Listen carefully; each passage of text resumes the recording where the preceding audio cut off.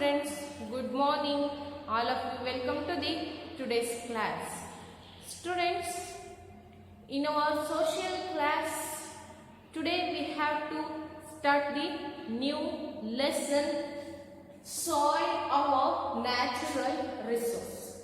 This is the 7th chapter and it is the last lesson in our this semester last lesson.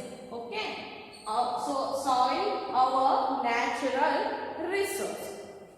Okay students, so dear students, you all are saw the soil and you knew the what is soil and how it is looks and what are the importance of the soil also you understood in your previous classes. So students, in this session we have to learning more about our soil. Okay, so students, soil it is also one of the natural resource and important main natural resource, because without this soil we cannot doing any agriculture works and totally related to the earth works we cannot doing properly. Why? Because the soil is important. Because we doing the agriculture work, the soil role is the main role in the agriculture activity. So if we build one building, if we build one dam, if we doing any works, any engineering works, any medical works, any agriculture works, for example, in the medical department, it's need some herbals. So the herbals growing in the soil. So without the soil, how can it possible? So it's also highly difficult. So next we build one dam, build house. So it's also difficult because we build the construction in this soil. For build the building, no, we have to use the soil. Okay, so this time the soil play an important role in the humans and plants life also. So it's important to plants and animals both are need the soil. Okay, so this time the soil is playing a very important role in the all plants and animals life. So this type of important natural resource we have to learning more in this session. Okay, so students, all of you open your textbook page number 234. Okay, we all are in this lesson. Okay, all of you open your textbook page number 234. Okay, students, all of you observe your textbook with this video. So let me begin the class. Soil is one of the most important natural resource. Soil is one of the most important natural resource. I am also agree this and you also agree this one, because it is a very natural resource. Nobody shall create, nobody shall form the soil. It's formed by the naturally, no? So it is one of the main natural resource. So the upper layer of our earth in which plants grow is called soil. The upper layer of our earth ಅಂದ್ರೆ ಭೂಮಿಯ ಮೇಲ್ಭಾಗದಲ್ಲಿರ್ತಕ್ಕಂಥ ಒಂದು ಪದರ. So which plants grow is called soil ಅಂದ್ರೆ ಭೂಮಿಯ ಮೇಲ್ಭಾಗದಲ್ಲಿರ್ತಕ್ಕಂಥ ಭೂಮಿಯ ಮೇಲ್ಪದರ ಅವನ್ನ ನಾವೇನಂತೀವಿ hour earth ಅಲ್ವಾ, ಭೂಮಿಯ ಮೇಲ್ ಪದರವನ್ನ. Which plants grow is called soil ಅಲ್ವಾ, ಈ ಭೂಮಿಯ ಮೇಲ್ಪದರದಲ್ಲಿ ಈ ಗಿಡಗಳು ಮರಗಳು ಏನಾಗುತ್ತೆ ಬೆಳೆಯುತ್ತೆ. ಸೊ ಇದನ್ನ ನಾವೇನಂತ ಕರಿತೀವಿ, so we call it as soil. Okay, the upper layer of our earth in which plants grow is called soil. What is soil? So the upper layer of our earth in which plants grow is called soil. Okay, soil. S-O-I-L, soil. The upper layer, the upper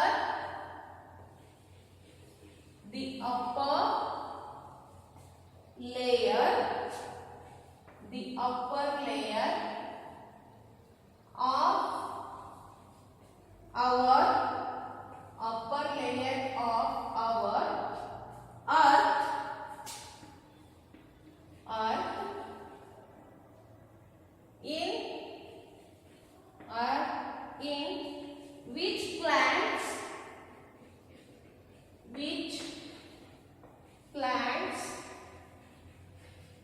which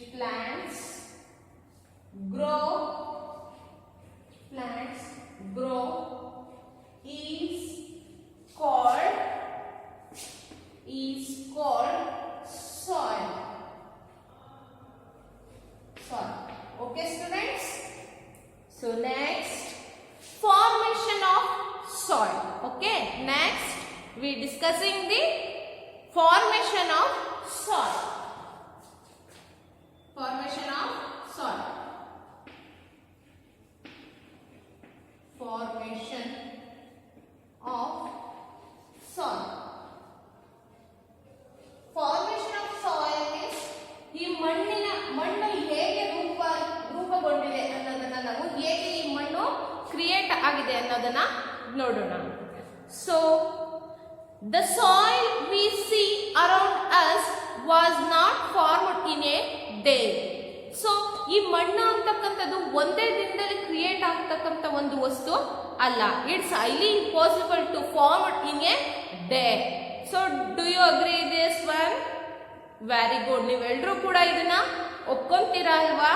ಯಾಕೆಂದ್ರೆ ಮಣ್ಣು ಅಂತಕ್ಕಂಥ ಒಂದು ವಸ್ತು, ಈ ಒಂದು natural resource ಅನ್ನ ನಾವು ಒಂದು ದಿನದಲ್ಲಿ ನಾವೇ ಕ್ರಿಯೇಟ್ ಮಾಡಕ್ಕಾಗುತ್ತಾ? So at least natural it's an one main natural resource. So naturally also it's cannot formed in a day. Day ಅಲ್ಲಿ ಒಂದು ದಿನದಲ್ಲಿ, ಇದು ಒಂದೇ ದಿನದಲ್ಲಿ ಸೃಷ್ಟಿ ಆಗ್ತಕ್ಕಂಥದ್ದು, ರೂಪುಗೊಳ್ತಕ್ಕಂಥ ಒಂದು ವಸ್ತು ಅಲ್ಲ. It took many years to form. It took many years to form. ಅಂದ್ರೆ ಇದು ರೂಪುಗೊಳ್ಳೋದಿಕ್ಕೆ, ಇದು ಸೃಷ್ಟಿ ಆಗೋದಿಕ್ಕೆ, ಇಟ್ಸ್ ಕ್ರಿಯೇಟ್ ಆಗೋದಿಕ್ಕೆ ಏನು ಬೇಕು? ಇಟ್ಸ್ ಟೇಕನ್ ಮೋರ್ ಇಯರ್ಸ್ ಅಲ್ವಾ, ತುಂಬಾ ವರ್ಷಗಳೇ ಬೇಕು. ಈ ಮಣ್ಣು ಅಂತಕ್ಕಂಥದ್ದು ರೂಪುಗೊಳ್ಳೋದಿಕ್ಕೆ, ಈ ಸಾಯಿಲ್ ಫಾರ್ಮ್ ಆಗೋದಿಕ್ಕೆ ಇಟ್ಸ್ ಟೇಕನ್ ಮೆನಿ ಇಯರ್ಸ್ ಅಂದ್ರೆ ತುಂಬಾ ವರ್ಷಗಳೇ ಬೇಕು. So soil is formed by the breaking up of rocks into small pieces.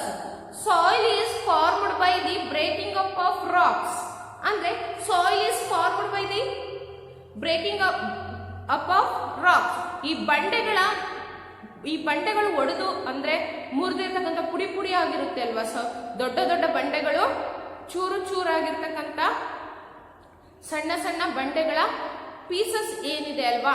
So ಈ ಪೀಸಸ್ ಗಳಿಂದ ಏನಾಗುತ್ತೆ, ಈ ಒಂದು ಮಣ್ಣು ಫಾರ್ಮ್ ಆಗುತ್ತೆ. ಹೆಂಗೆ?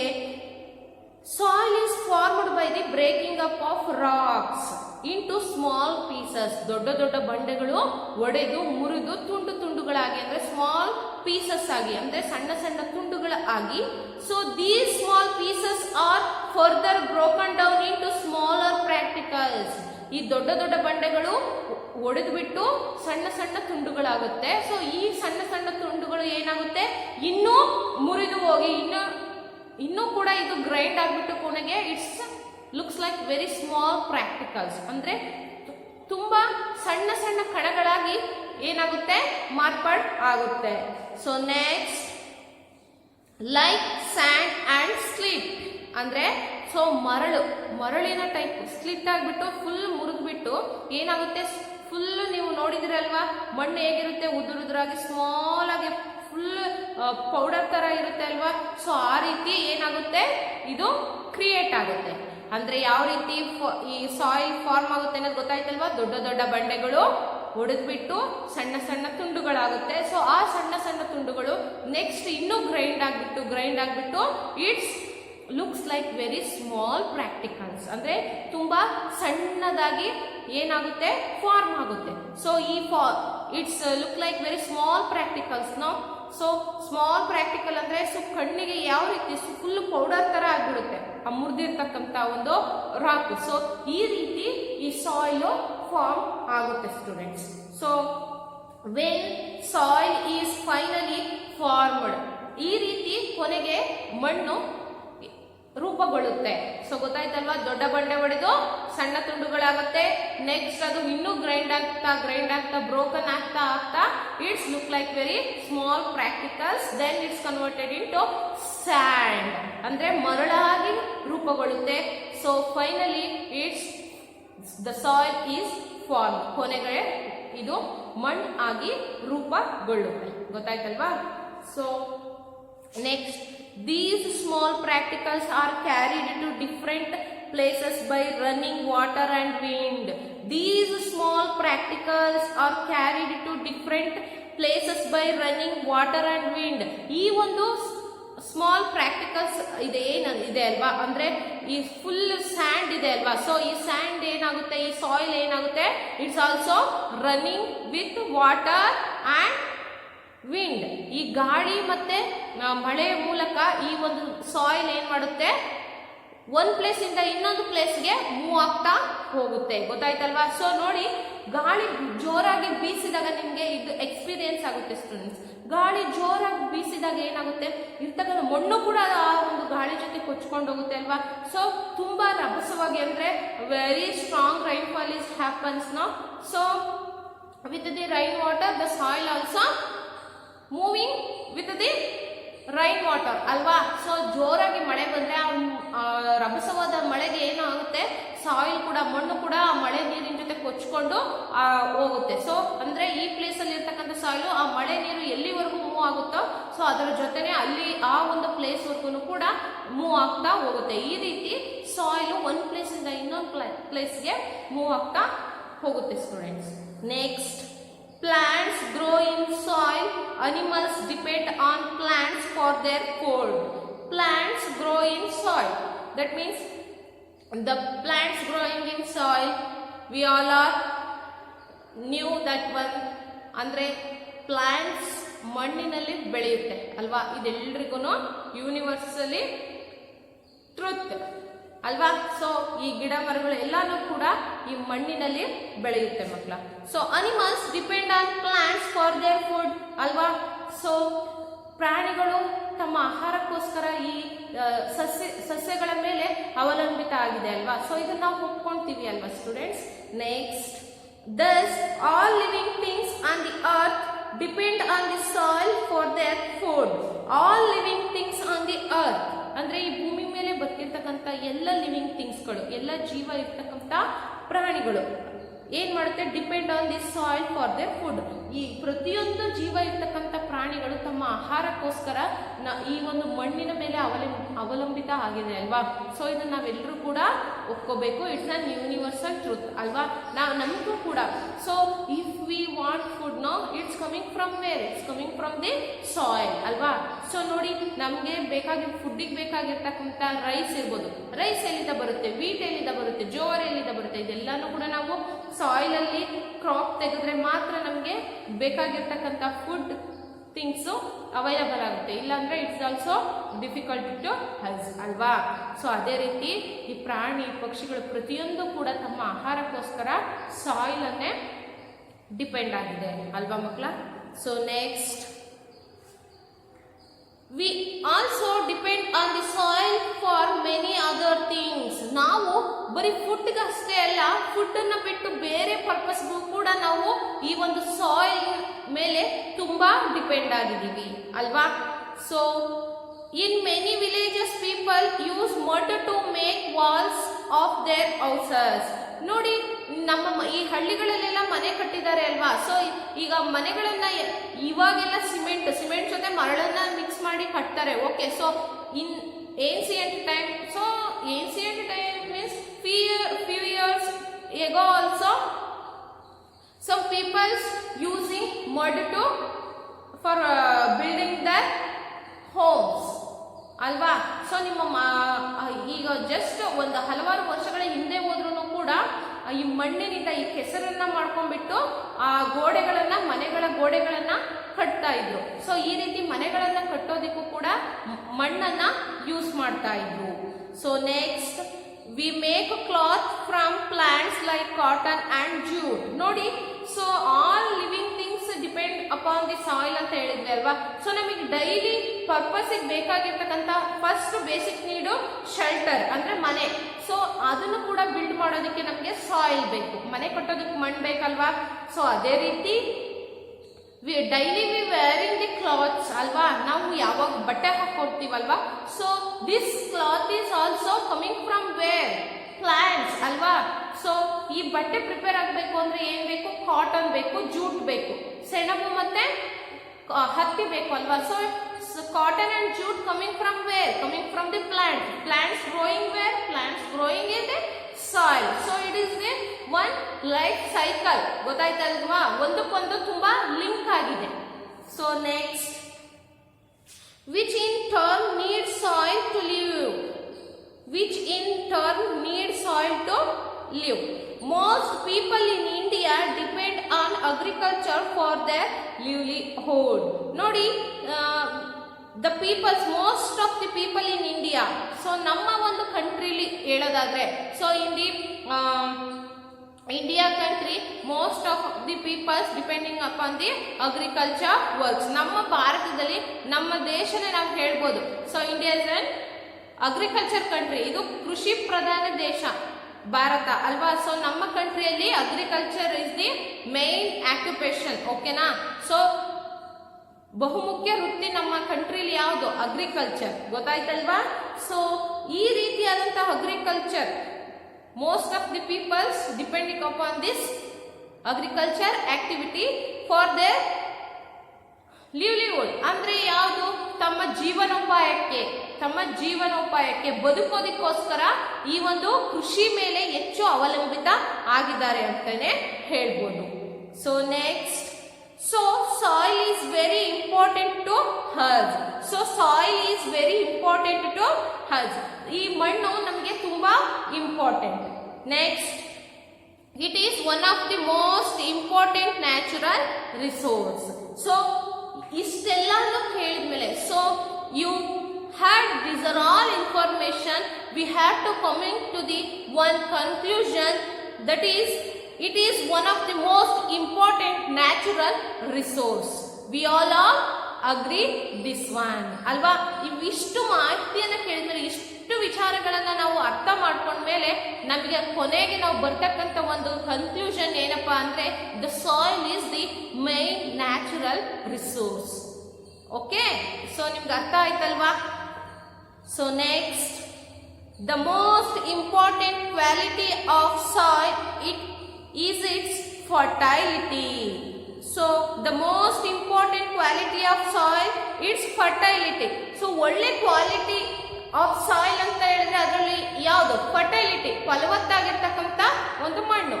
The fertility of soil varies from place to place. ಈ ಒಂದು ಸಾಯಿಲ್ ಅಲ್ಲಿ ಇರ್ತಕ್ಕಂಥ ಫರ್ಟೈಲಿಟಿ ಒನ್ ಪ್ಲೇಸ್ ಇಂದ ಅನದರ್ ಪ್ಲೇಸ್ಗೆ, ಅಂದ್ರೆ one place compared to one place to another place, it's very differ ಅಲ್ವಾ. ಅಂದ್ರೆ ತುಂಬಾ ಡಿಫ್ರೆಂಟ್ ಆಗಿರುತ್ತೆ. ಇಲ್ಲಿ ಈ ಒಂದು ಲ್ಯಾಂಡ್ ಅಲ್ಲಿ ಇರ್ತಕ್ಕಂಥ ಒಂದು ಸಾಯಿಲ್ ಫರ್ಟೈಲಿಟಿ, ಸೊ ನೆಕ್ಸ್ಟ್ ಇನ್ನೊಂದು ಪ್ಲೇಸ್ ಅಲ್ಲಿ ಇರ್ತಕ್ಕಂಥ ಲ್ಯಾಂಡ್ ಸಾಯಿಲ್ ಫರ್ಟೈಲಿಟಿ ತುಂಬಾ ಡಿಫ್ರೆಂಟ್ ಆಗಿರುತ್ತೆ. ಸೊ ಎಲ್ಲಾನು ಕಡೆನೂ ಒಂದೇ ಆಗಿರ್ತಕ್ಕಂಥ ಒಂದು ಫರ್ಟೈಲಿಟಿ ಅವೈಲಬಲ್ ಆಗೋದಿಲ್ಲ ಮಕ್ಕಳ. So farmers had manure and fertiliser to the soil to make it more fertile.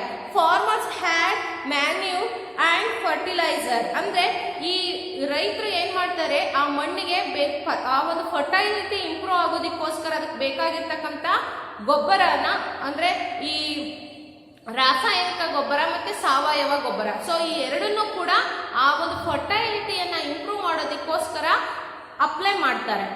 So next, fertile soil is good for crops. So ಈ ರೀತಿ ಅಗ್ರಿಕಲ್ಚರ್ ಮಾಡ್ತಕ್ಕಂಥ ಪೀಪಲ್ಸ್ ಆ ಒಂದು ಸಾಯಿಲ್ಗೆ ಮ್ಯಾನ್ಯೂರ್ ಅಂಡ್ ಫರ್ಟಿಲೈಸರ್ಸ್ ಅನ್ನ ಅಪ್ಲೈ ಮಾಡೋದ್ರಿಂದ it's getting to and it's help to getting the more good crops. Okay, so ಈ ರೀತಿ ಒಂದು ಕ್ರಾಪ್ಗೆ ಸಾವಯವ ಗೊಬ್ಬರ ರಸಗೊಬ್ಬರಗಳನ್ನು ಹಾಕೋದ್ರಿಂದ ಅದರ ಒಂದು ಫರ್ಟೈಲಿಟಿ ಇಂಪ್ರೂವ್ ಆಗುತ್ತೆ. ನೆಕ್ಸ್ಟ್ ನಾವು ಆ ಒಂದು ಫರ್ಟೈಲಿಟಿ ಸಾಯಿಲ್ ಇಂದ ಒಳ್ಳೆ ಕ್ರಾಪ್ ಅನ್ನ ತೆಗೆಯೋದಕ್ಕೂ ಕೂಡ ಈಸಿ ಆಗುತ್ತೆ ಮಕ್ಕಳ. So these are all information related to our soil. So students, all of you put small mark in front of the word crops. Okay, in this session I stopped here. Okay, so in the remaining part of this lesson we will discussing in our next class. Thank you children.